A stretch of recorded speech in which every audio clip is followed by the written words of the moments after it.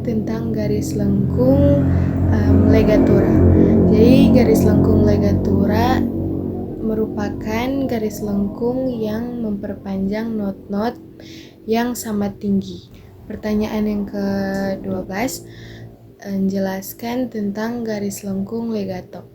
Jadi garis lengkung legato itu merupakan garis lengkung yang mengikat dua atau lebih not yang berbeda-beda dalam penyajian yang sambung menyambung. Pertanyaan yang ke-13, jelaskan tentang alat musik chordofon.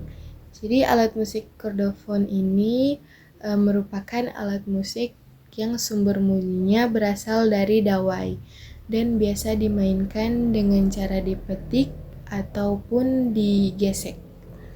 Dan pertanyaan yang ke-14, jelaskan tentang alat musik ideofon.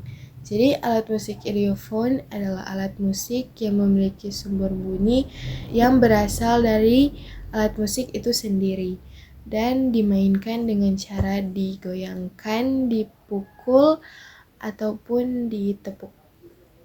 Pertanyaan yang ke-15 dan yang terakhir yaitu jelaskan tentang alat musik membranofon. Jadi alat musik ini merupakan alat musik yang memiliki sumber bunyi yang berasal dari membran satu selaput yang terbuat dari bahan kulit binatang ataupun bahan sintesis lainnya.